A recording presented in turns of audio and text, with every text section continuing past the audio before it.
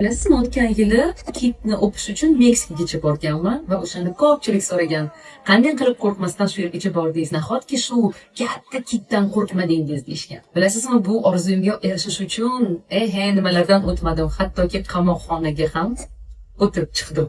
Hammasi haqida hozir aytib beraman. Agar shu rolikni oxirigacha ko'rsangiz agar tushunib olasiz. Orzuning masshtabi unga erishish masofasi, uzoqligi yoki puli bilan o'lchanmaydi. Boshqalar uchun imkonsiz bo'lgan tomonga siz qanchalik borishga tayyorligingiz bilan o'lchanadi aslida. Hammasi shunday boshlandi. Bir kuni Instagramda bir odam ulkan kitni o'payotganini ko'rib qoldim. Ichimdan shunaqa bir tuyg'u o'tdi. Bu hayrat tuyg'usi emasdi. Bu o'sha holatni yashab ko'rishga tashnalik hissi edi. O'sha payt bu men uchun dedim. Boshqalar uchun bu umuman mantiqsiz bo'lishi mumkin, lekin men uchun yangi qalb orzusi paydo bo'ldi. Kitni o'pish istagi. AQSh vizasini oldim va birinchi marta turmush o'rtog'im bilan Lotin Amerikasiga uchdik. Biz Braziliyadamiz, azizlar. U Braziliyani aylanib chiqib, Rio karnavallarini ko'rib, keyin Meksikaga uchishimiz kerak edi. Ana shu yerda muammo boshlandi. Rio-de-Janeyrodan Meksikagacha to'g'ridan-to'g'ri hech qanaqa reys yo'q edi va biz Kolumbiyaning Bogota shahri orqali tranzit bilet oldik.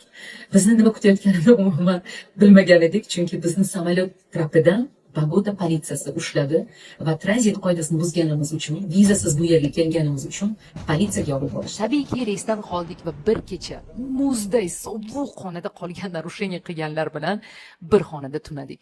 O'sha kuni kayfiyati tamoman buzilgan erim, ya'ni o'zini mahbusdek his qilgan erim, hech qanaqa kit ko'rishga bormayman. Tamom, uyga qaytamiz deb. O'sha kitingni deb men qamoqda o'tiribman, shuning uchun bu menga kerak emas va qiziq emas dedilar. Ertasi kuni politsiya bizni ikkita mahbusni Cancun reysiga birinchi bo'lib o'tkazdi. Cancunga keldik. Lekin erimning qarori qat'iy. Men shu yerda 2 kun dam olaman va uyga qaytaman. Kitgacha 500 kilometr qolgan joyda yo'q dedi. Приехать в Канкун и целый день плакала. Я хочу запомнить это. И не поехать в Китай. Хотя все оплачено. Все. Перелеты, тур. Все. 2 kun yig'ladim, yalindim. $6000 pulimiz qo'yganini aytdim. Farqi yo'q. Bormayman deb uyga qaytib keldik. Hozir o'ylasam, yaratgan meni o'shanda bejiz to'xtatmagan. Shoshma. Sen hali o'z masshtabingga tayyorlanyapsan degan ekan. Haqiqiy orzular hech qachon yo'qolmaydi, bilasizmi? Ular kutadi. O'z vaqtini va vaziyatini kutadi. Yana AQSh vizasiga topshirdim. Vizani olib 2025-yil fevralda 2 o'g'lim bilan Toshkentdan Istanbulgacha 5 soat, keyin Mexikogacha 13 soat uchib bordik. Mexikodan La Pasgacha yana uchdik. U yerdan mashina arendaga olib 6 soat Lareta shaharchasiga bordik. Bir kecha Laretaning otelida qolib, ertasi kuni umrimda ko'rmagan quyosh chiqishini ko'rdim. Cheksiz okean, delfinlar, dengiz mushuklari. Meksika meni kutib turganini shu onda his qildim. Lekin kitlargacha hali ancha bor edi. Mashinaga o'tirib 6 soat Guerrero Negro shahriga qarab yo'l oldik.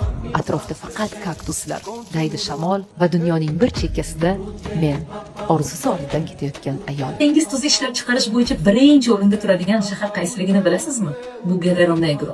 Shu yergacha yetib keldik. Bir uyni ijaraga oldik. Kitlarga tur qilib beradigan kompaniyaga borib joyimizni bron qildik. To'lovlarni amalga oshirdik va ertalab soat 7 da issiqroq kiyinib, kitlar bilan uchrashuv uchun yetib keldik. Kimdir hozir meni eshitib, nega zarilma deyishi tabiiy. To'g'ri, siz uchun umuman zarur emas. Men uchun esa bu o'zimga bergan va'da edi.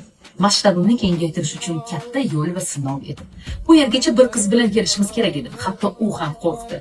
Meksikada odam o'g'rilari ko'p bo'ladi, erim ruxsat bermaydi deb ortga chekindi. Men esa yo'q. Chunki men orzuyim va maqsadim ortidan ketayotgan edim. Alloh panohida, bu uning dunyosi.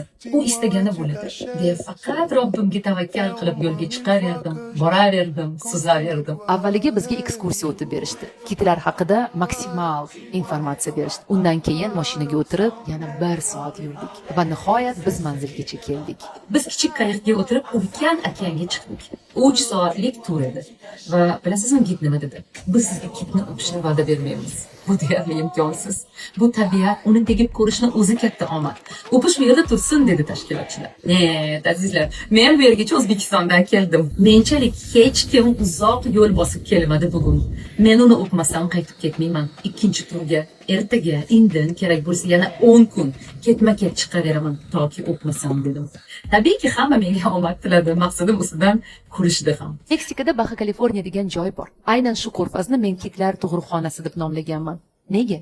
Chunki bu yerga Antarktida sovuq suvlaridan ona kitlar har yili dekabr oyida kelishadi va mart oyigacha